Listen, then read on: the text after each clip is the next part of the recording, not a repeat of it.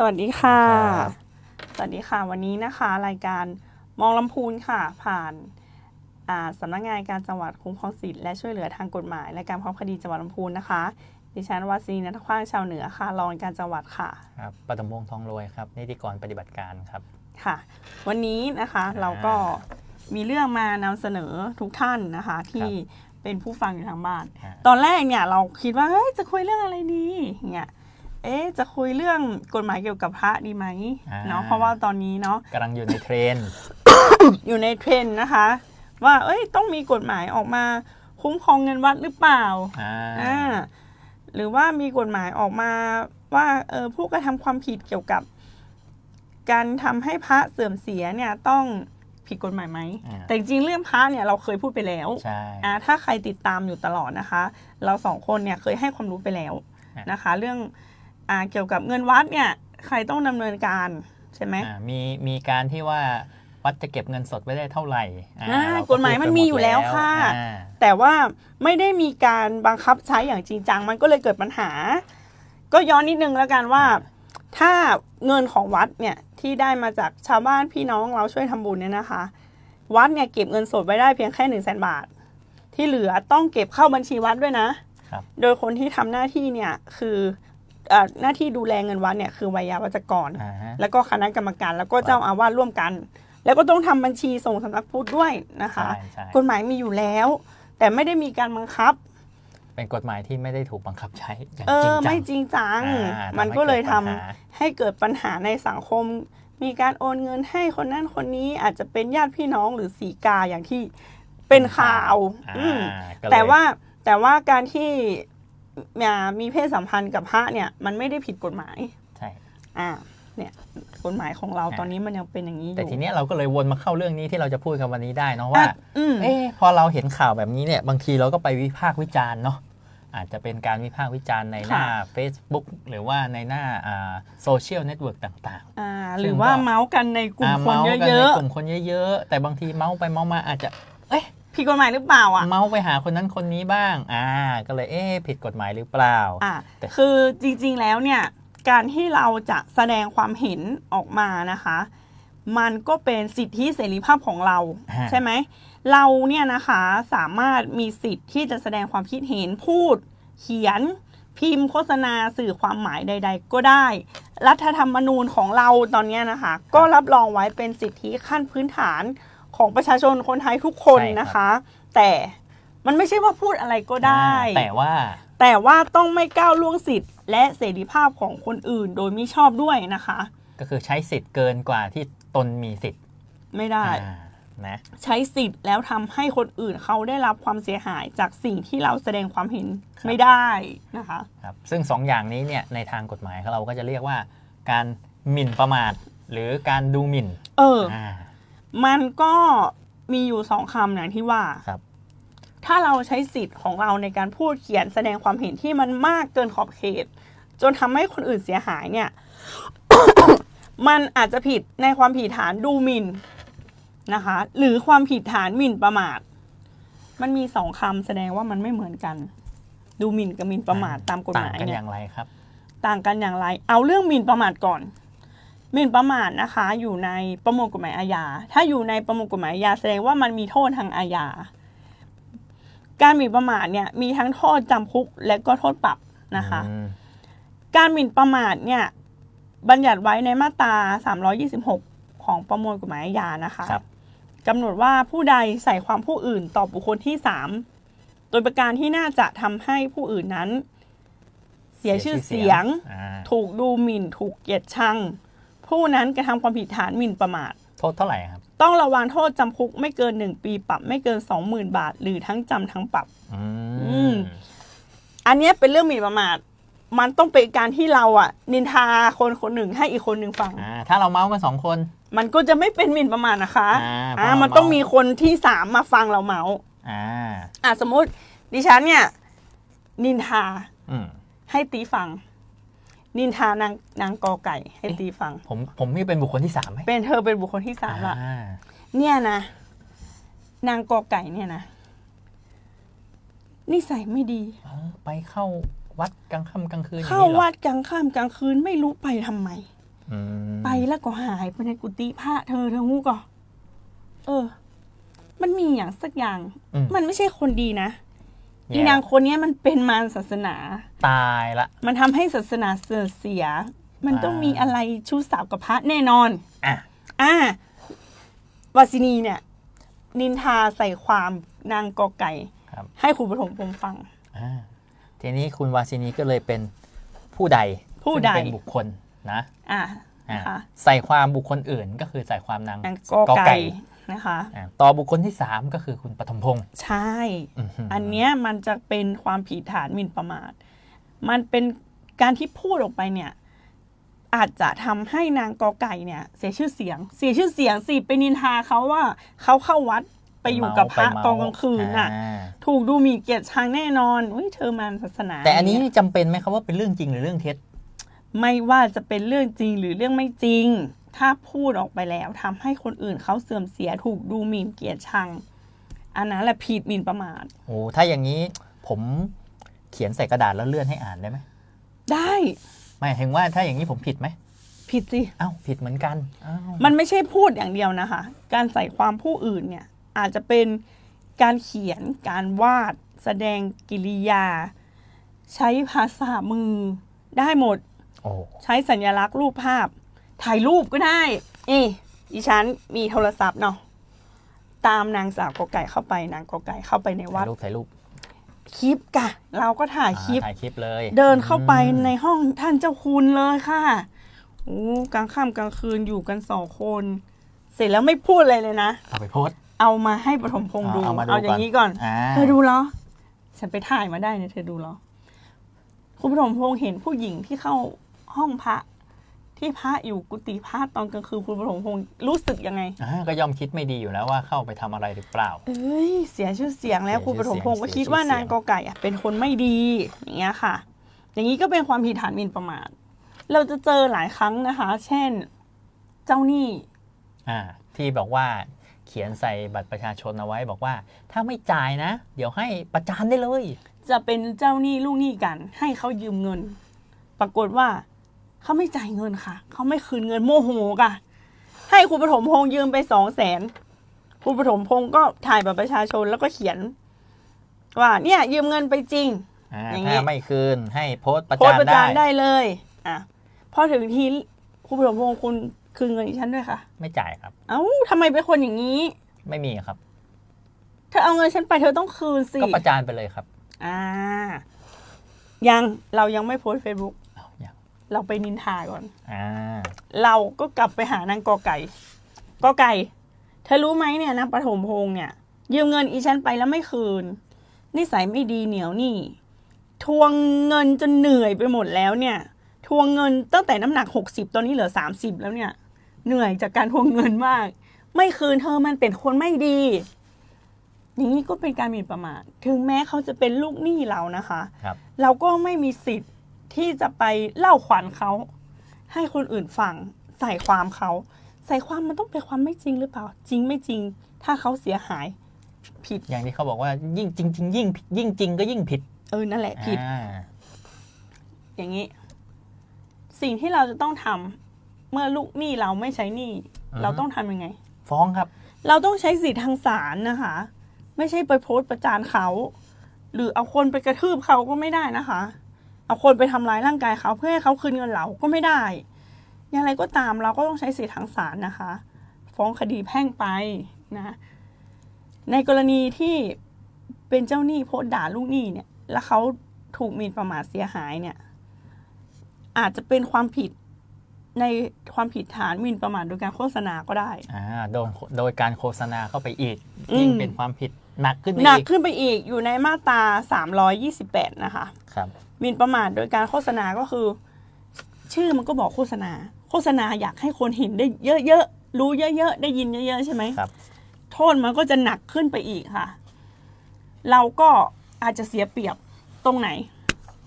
คุณปฐมพงษ์เป็นหนี้ดิฉัน200,000ดิฉันโพสต์ Facebook ด่าคุณปฐมพงษ์ไปนินทาคุณปฐมพงษ์กับนางกอไก่ไปแจ้งคุณปฐมพงษ์ทราบคุณปฐมพงษ์ก็เลยไปไหน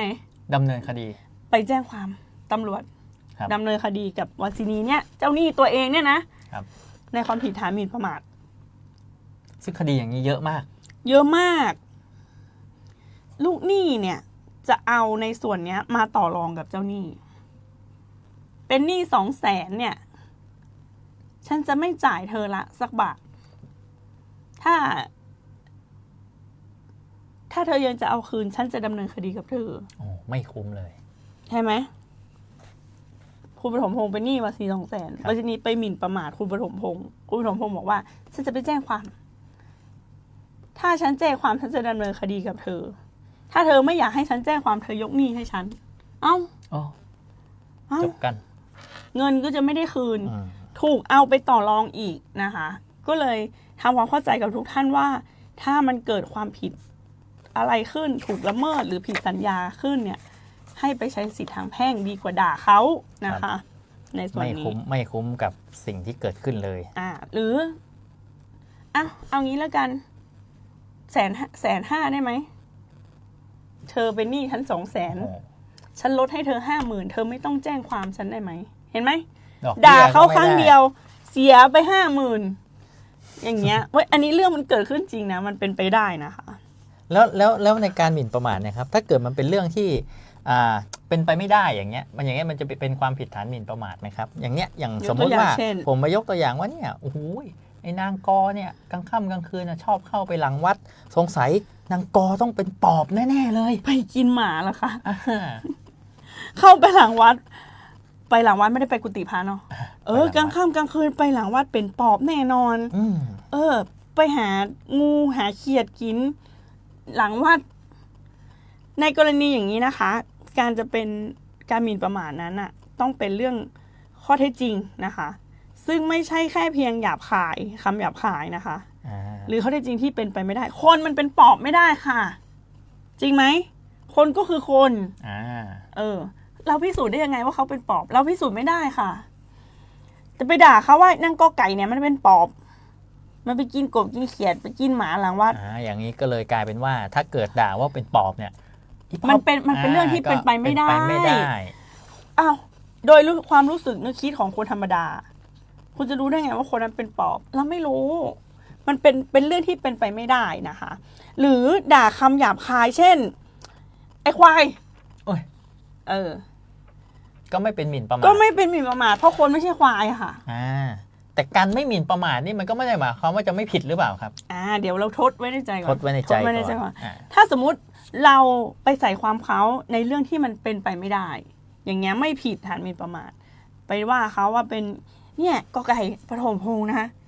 เหงาอย่างควายนะเปิดไอ้ควายมันก็ไม่ใช่เรื่องจริงมันเป็นไปไม่ได้ปฐมพงษ์ไม่ใช่ควายเข้าใจไหมแต่ควายคิวก็สูงอยู่นะครับ หรือไปเหมือนที่ว่าเมื่อกี้บอกว่านางกอไก่ปฐมพงษ์นางกอไก่มันเป็นปอบมันก็เป็นเรื่องที่เป็นไปไม่ได้อย่างเงี้ยค่ะมันก็ไม่เป็นความผิดฐานหมิ่นประมาทแต่อาจจะเป็นความผิดฐานอื่นก็ได้นะแล้วทีนี้ไอ้เรื่องการหมิ่นประมาทเนี่ยครับบางครั้งเราก็จะเห็นว่าบางคนก็ถูกฟ้องบางคนก็ไม่ถูกฟ้องเนาะมันมีข้อยกเว้นไหมครับเกี่ยวกับการหมิ่นประมาทเนี่ยการที่เราไปพูดใส่ความเขาให้คนอื่นรู้เนี่ยคือเรื่องบางทีนะมันก็อาจจะอยู่ในข้อยกเว้นที่อาจจะไม่เป็นความผิดก็ได้นะคะมียกตัวอย่างไหมครับมียกตัวอย่างไหมก็คือตามกฎหมายเนี่ยเขาบัญญัติว่าหากเป็นกรณีแสดงความคิดเห็นโดยสุจริตต้องสุจริตด้วยต้องสุจริตอย่างเงี้ยเป็นหมิ่นประมาทจริงแต่เป็นการแสดงความคิดเห็นโดยสุจริตเชื่อว่ามันเป็นแบบนั้นแล้วก็เชื่อว่าแสดงความเห็นออกไปแล้วเนี่ยมันจะทำให้สังคมได้รับประโยชน์แบบเนี้ยยกตัวอย่างเช่นการแสดงความคิดเห็นหรือข้อความเพื่อ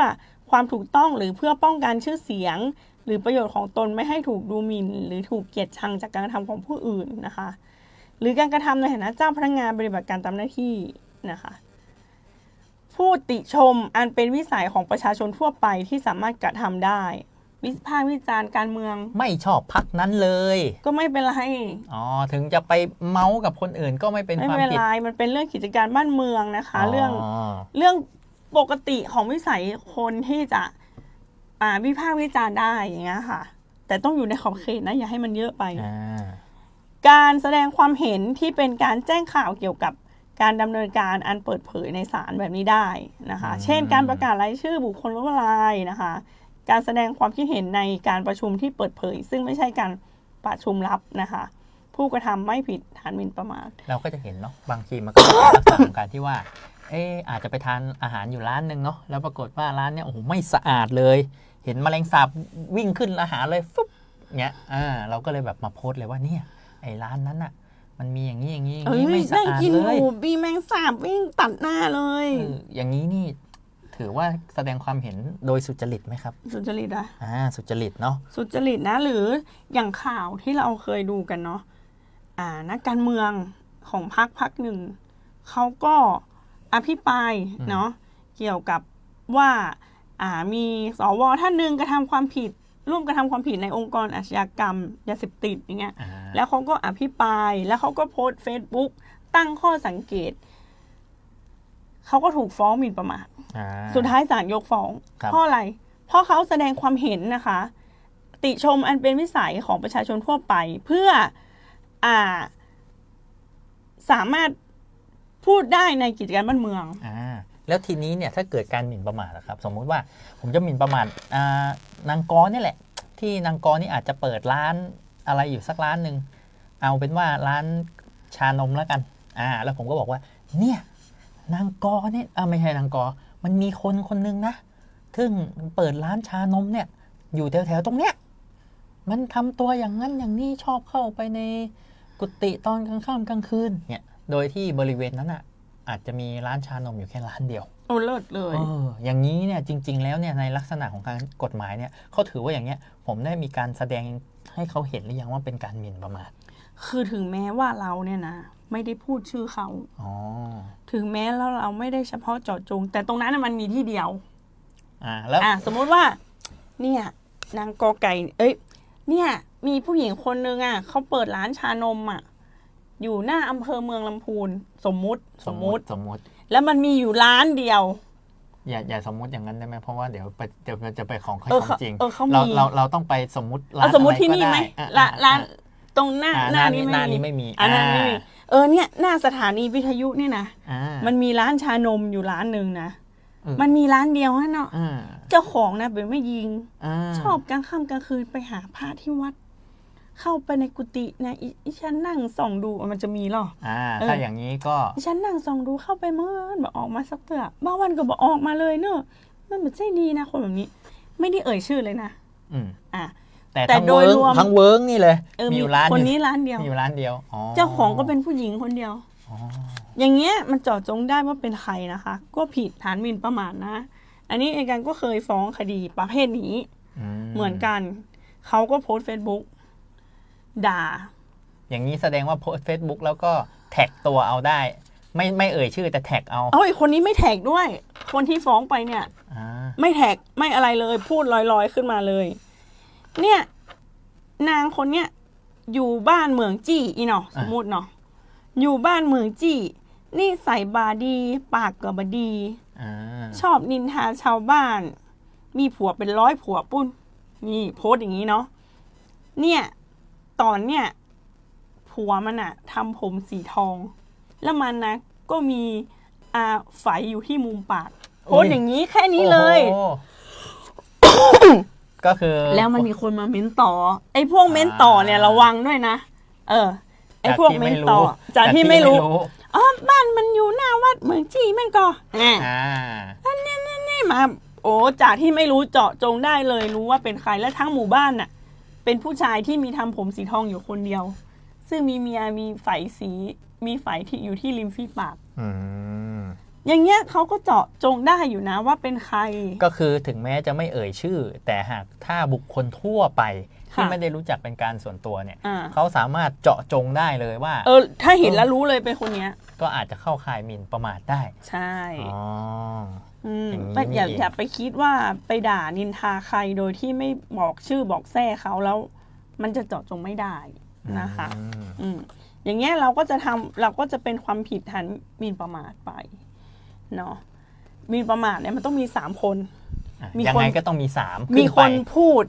คนฟังแล้วก็คนโดนนินทา งั้นพิมพ์ในไลน์ได้ไหมในกรุ๊ปไลน์อ่ะกรุ๊ปหมู่บ้านอย่างเงี้ยแบบว่าโอ้ กลุ่มหมู่บ้านก็มีหลายคนสิก็แบบอาจจะเป็นแบบกรุ๊ปหมู่บ้านที่แบบว่าอยู่กันแบบ30 คนเงี้ยแล้วก็นินทาว่าร้ายกันไปอย่างเงี้ยอย่างนี้ก็ถือว่าเป็นการหมิ่นประมาทได้แล้วก็เกินก็มีคนฟังเกินคนนึงแล้วไงแต่ก็อาจจะไม่เข้าลักษณะของการโฆษณาเพราะว่าอยู่กันแค่ในกรุ๊ปใช่โฆษณานี่มันคือมันต้องใครก็เข้าดูได้รู้หมดแสดงว่าโพสต์ Facebook นี่ตัวดีเลยอาจจะโดนหมิ่นประมาทโดยการโฆษณาใช่หนักกว่าปกติอีกโทษก็เพิ่มขึ้นจากการหมิ่นประมาทธรรมดาอย่างนี้นี่เองอันนี้เราก็สรุปเรื่องหมิ่นประมาทมันจะเป็นแบบนี้เดี๋ยวเราพักกันฟังเพลงสัก1 เพลงนะคะแล้วก็เราจะมาพูดกันเรื่องความผิดฐานดูหมิ่นต่อจากหมิ่นประมาทว่ามันต่างกันยังไงถ้ามันไม่ต่างกันมันไม่แยกมาตรากันหรอกค่ะมันต้องต่างแน่นอนนะคะ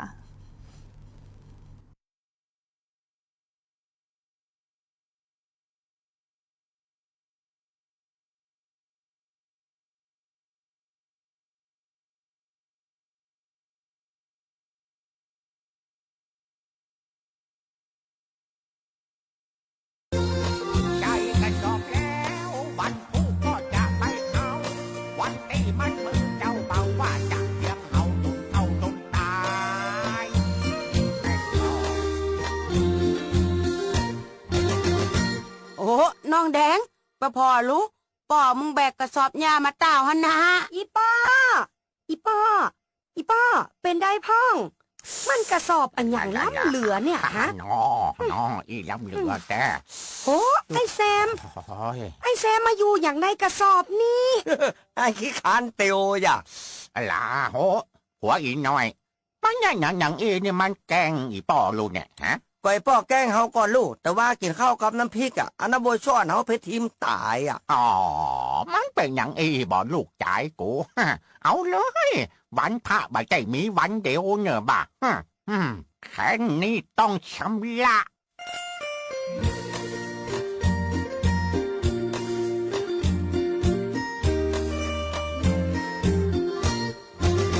ต้องใจเล่ห์คนมาได้ด้วยมนต์เอาด้วยคาถา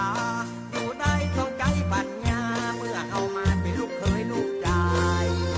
มันยังมาทุกข์บอกเคยสุขสบายวันนี้ต้องมีลายใหม่เรียบรวดลายลูกชายรุ่นเก่า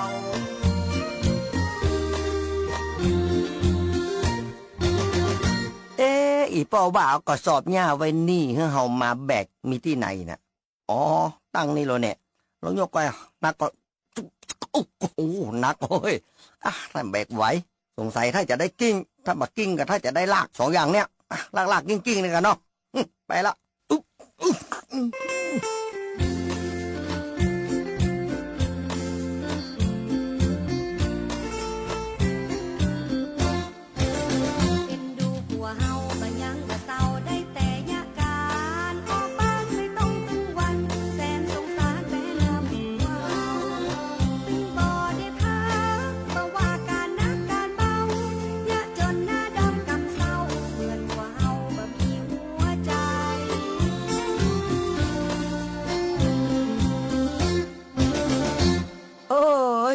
หัวอีน้อยมึงกิ้งกระชอบมายังเข้าบ้านมานี่กระสอบหญ้านะไก่แม่โหแล้วพ่อมึงรอไม่ไหนหมูเนื้อข้าวหมานข้าไม่ไหนก็ชอบเปชูเอาข้าออกกลับเมื่อไหร่ล่ะโอ้ข้าจะเอาชูออกมาบัดเดียวเนี่ยอุ้ยโอ้พอลูกหน้าจุกจำดำเขียวปะตกปะเชียงข้าใบรอแล้วชูข้าใบรอแล้วบันรอแล้ววันพ่อไผ่จะไปแบกหญ้าแถมครับคุณพ่อมันจะไปมันย้อนเย้ยกูเนอะพวยแดงคอยดูแค่นี้กูต้องชำระ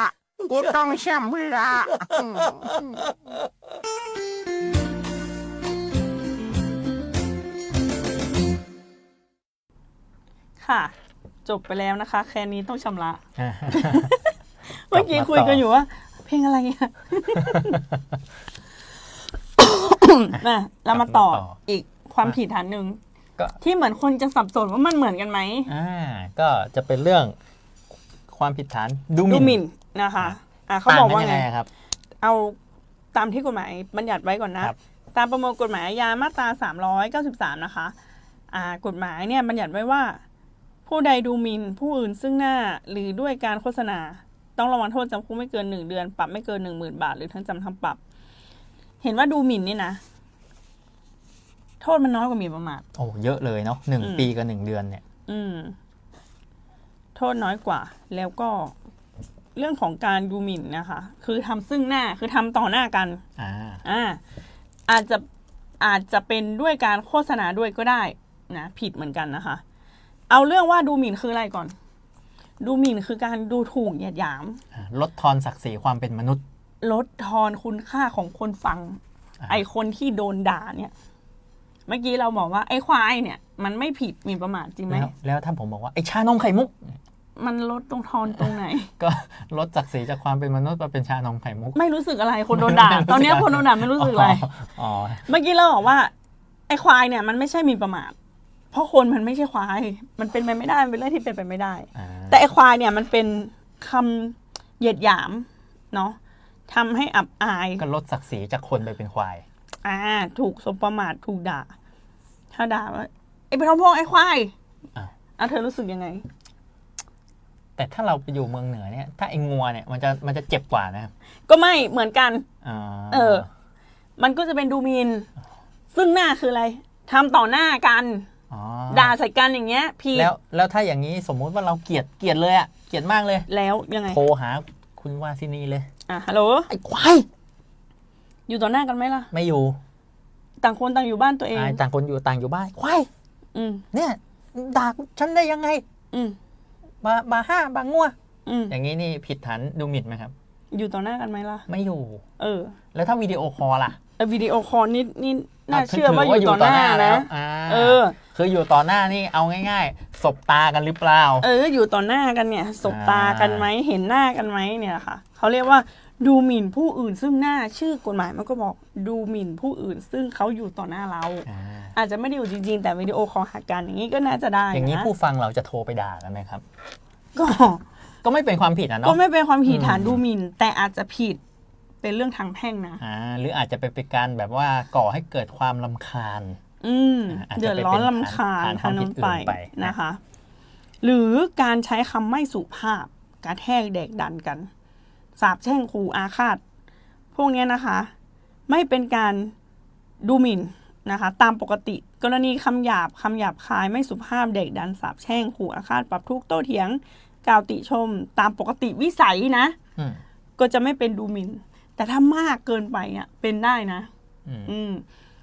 มีคำพิพากษาฎีกาหลายเรื่องนะด่ากันอีช้างเย็ด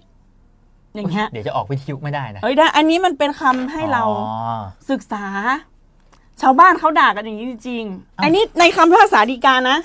แสดงว่าถ้าอีกะลีนี่ก็ใช่หรอแล้วถ้าอย่างนี้ถ้าเกิดสมมุติว่ากล่าวติชมแต่ว่าผิดวิสัยเนี่ยอย่างเช่นอย่างวนไปชานมไข่มุก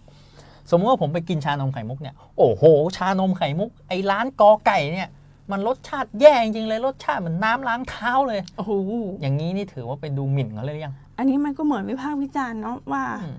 รสชาติมันกินไม่ได้แต่มัน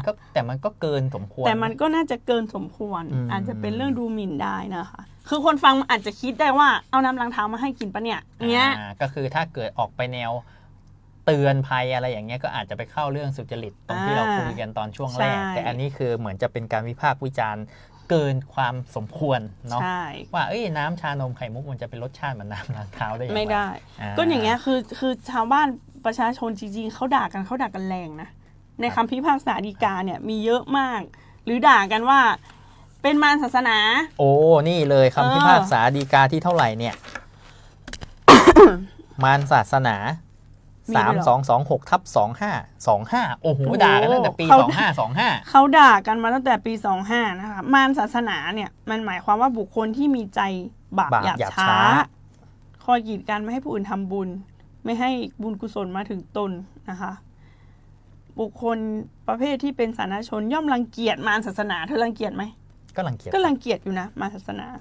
ฉะนั้นพอไปพูดต่อหน้าผู้เสียหายเนาะก็เป็นความผิดฐานดูหมิ่นซึ่งหน้าตามประมวลกฎหมายอาญามาตรา393เธอจะไปว่าสีกากอไก่ว่านะมารศาสนาใส่หน้าเขาไม่ได้นะ คดี ผิดนะ คดีนี้นี่ โอ้สู้กัน3 ศาล ถึงศาลฎีกา จบกันที่ปรับ 1,000 บาท แต่ 1,000 บาทเมื่อปี 2525 ก็เยอะอยู่ ก็เยอะอยู่นะ ตอนนี้ก็เยอะอยู่ 1,000 บาทนะ กินหมูกระทะได้หลายมือนะ 1,000 บาท เนี่ย แต่ณวันนั้นเนี่ย 1,000 บาทตัวนี้นี่อาจจะ ก็เยอะ หลาย อยู่ หมื่น นะ ของณวันนี้ เรายังไม่เกิดเลยนะเธอปี25ใช่2525 เก่ามาก เขาด่ากันมารศาสนามาตั้งแต่ปีนั้นทีเดียวเชียว แสดงว่ามีมานานแล้วนะมารศาสนาเนี่ย ที่เราพูดกันตอนแรกว่า ถึงแม้เขาจะเป็นมารศาสนาจริง ๆ ก็ไปว่าเขาไม่ได้ ไม่ได้ใช่ไหม ใช่ หรือว่ามีตัวอย่างมาให้ดูอีกเนาะ เขาบอกว่า คำว่าไอ้โง่ คำว่า ไอ้หน้าโง่ ไอ้หน้าโง่ด่าผู้ใหญ่บ้าน ด่าผู้ใหญ่บ้าน ไอ้หน้าโง่ ไม่รู้กฎหมายไม่รู้หน้าที่ ต้องเจอกูที่ศาลแน่คำอาจจะเป็นการว่าคำว่ากูคำว่าอะไรเนี่ยอาจจะเป็นแค่เพียงถ้อยคำไม่สุภาพเนาะหยาบคาย แต่ยังไงก็ตามเนี่ยกฎหมายก็มีการวินิจฉัยมาแล้วเนาะว่าถ้อยคำในทำนองที่ว่าผู้ใหญ่บ้านไม่รู้หน้าที่ไม่รู้กฎหมายนะคะ จะไปฟ้องร้องบังคับคดี เพราะว่าต้องเจอกูที่ศาลแน่เนี่ยจะเป็นกรณีของการที่กล่าวถ้อยคำในการเหยียดหยามนะคะ อันนี้ก็ผิดหมิ่นประมาททะเลาะกันเนี่ยด่ากันเนี่ยก็ผิดได้ถึงเนี่ยอันนี้เขามีเรื่องทะเลาะกันมาก่อนอยู่ๆก็ไปด่าเขาไม่รู้กฎหมายไม่รู้หน้าที่ไอ้หน้าโง่คนฟังมันก็รู้สึกว่าด่าฉันลดทอนคุณค่าฉันว่าฉันเป็นคนโง่อย่างเงี้ยค่ะฉันเป็นถึงผู้ใหญ่บ้านการที่แกจะมาด่าฉันว่าไอ้หน้าโง่เนี่ยมันก็คือการลดทอนศักดิ์ศรีของฉันเหมือนกันเพราะฉะนั้นเคสนี้ก็เหมือนกันอ้าวปรับ 1,000 บาทอีกแล้วศาลก็ปรับ 1,000 บาทรู้สึกว่าโทษเฉพาะดูหมิ่นนี่ปรับไม่เกิน 10,000หรือเปล่าฮะกฎหมายมันแก้ไงเมื่อก่อนมันน้อยกว่านี้เนาะครับกฎหมายแก้เป็น 10,000แต่ศาลเขาก็ปรับ 1,000แต่ว่าทั้งนี้ก็เป็นดุลพินิจอีกว่าจะโดนปรับเท่าไหร่เพราะว่าเขาใช้คำว่าไม่เกินใช่อาจจะเต็มแม็กแต่ไม่ใช่ว่าถูกปรับ1,000เดียวคุณไปด่าต่อหน้ามันเลยอย่างเงี้ยช้ำๆเลยก็ไม่ได้นะเพราะว่าการขึ้นศาลเนี่ยใช้กระบวนการใช้ทรัพยากรเยอะเราถูกด่าสมมติว่าเราถูกด่ามีคนคิดว่าเนี่ยถูกด่าศาลก็ปรับเนี่ยเต็มที่ก็10,000ไปเลยไปด่ามันไปด่าเขาเสร็จเนี่ยเขาไปแจ้งความ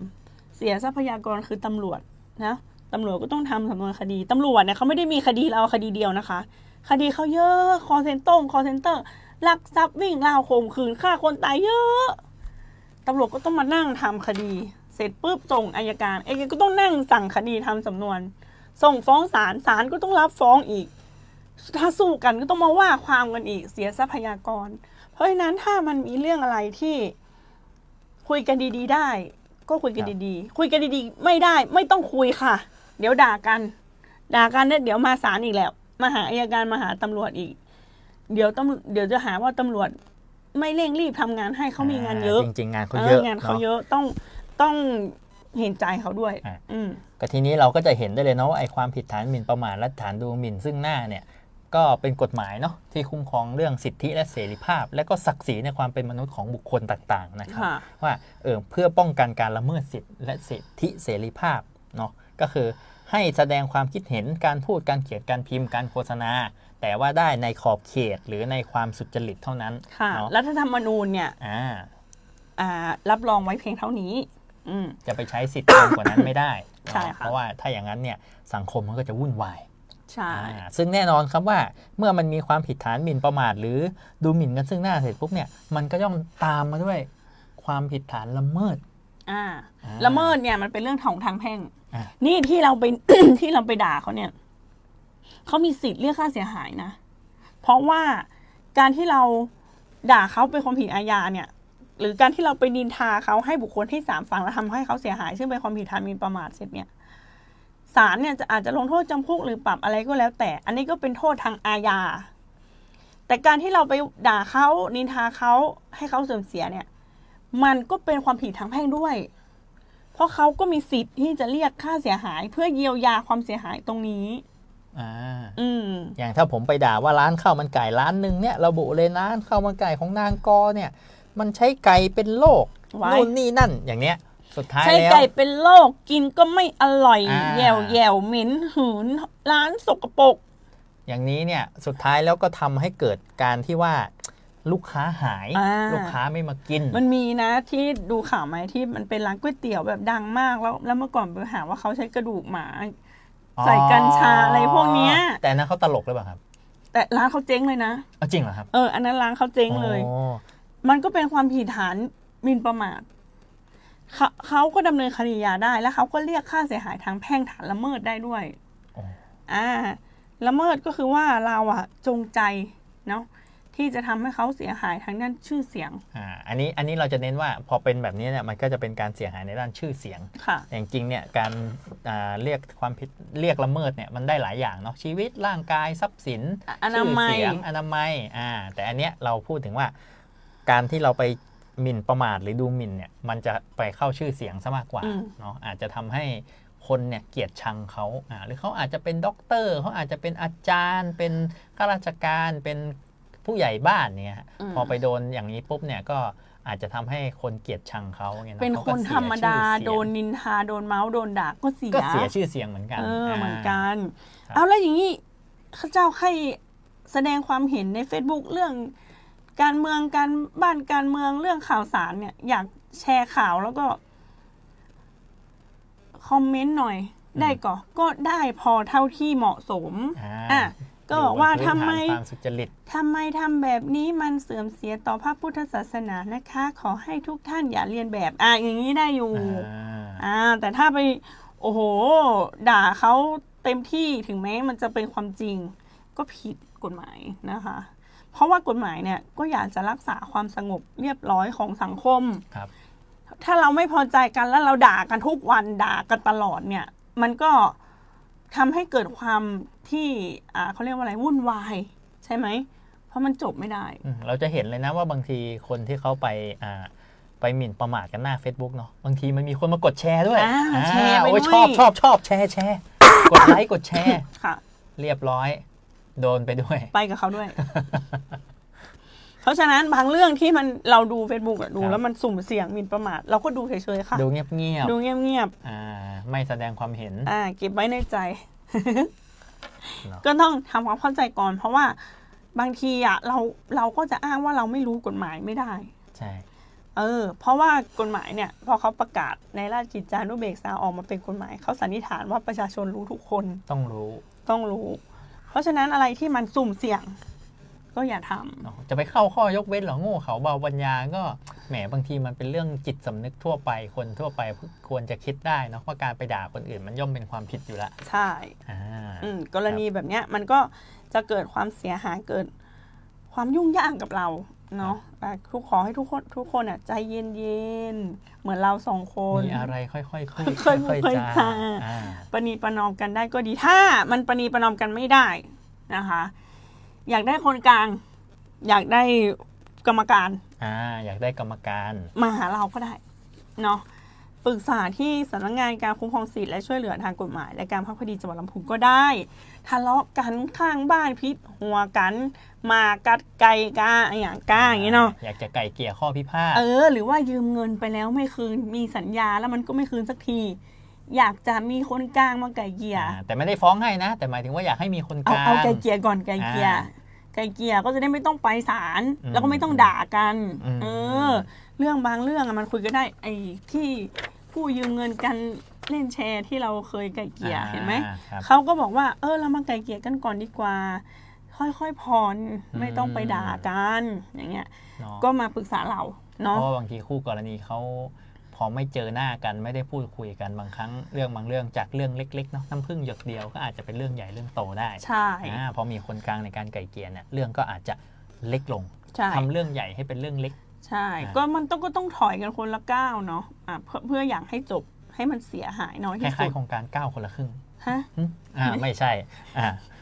ก็ถอยคนละครึ่งก้าวถอยกันมันก็มาปรึกษาเราสำนักงานการคุ้มครองสิทธิและช่วยเหลือทางกฎหมายและการพักคดีจังหวัดลำพูนนะคะสำนักงานเราก็อยู่ตรงถนนหน้าวัดพยืน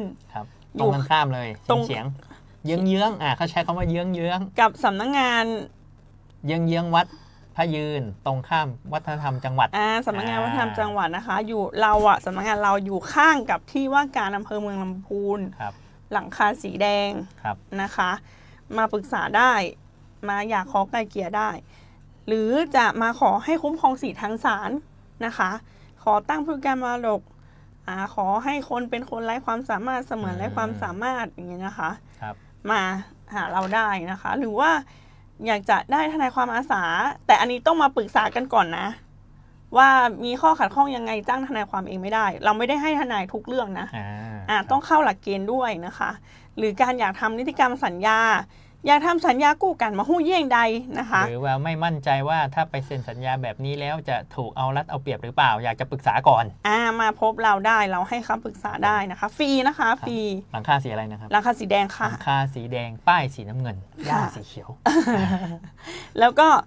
มาปรึกษาเราได้นะคะ เราก็จะให้ความเห็นที่ดีที่สุดแล้วก็ให้ท่านเลือกเอาแล้วกันเพราะว่าบางเรื่องเนี่ยมันมีหลายความเห็นให้ท่านเลือกเอานะเราไม่เลือกให้ด้วยแล้วมันก็อาจจะจบลงได้ แต่ถ้าจบไม่ได้นะคะ ก็ไปศาลกันค่ะไปศาลครับไปศาลเราให้ใช้สิทธิทางศาลอยู่แล้วนะคะ แต่เราก็ไปไกลเกลี่ยที่ศาลได้อยู่นะครับที่ศาลเขาก็มีโครงการไกลเกลี่ยการประนีประนอมยอมความกันมันก็ยังคุยได้ในทุกชั้นนะคะก็อยากฝากทุกท่านไว้นะคะว่ามีปัญหาก็ปรึกษาอัยการก่อนอัยการช่วยได้สำหรับเรื่องกฎหมายนะคะครับถ้าช่วยไม่ได้ก็จะให้เสียหายน้อยที่สุดแล้วกัน ค่ะงั้นวันนี้นะคะเราสองคนก็ต้องขอลาทุกท่านไปก่อนนะคะพบกันอีกครั้งหนึ่งวันพุธที่ไม่ใช่พุธหน้าพุธถัดไปนู้นวันที่30นะคะ30 กรกฎาคม 2568ค่ะวันนี้ก็พบทุกท่านเพียงเท่านี้ก่อนค่ะสวัสดีค่ะ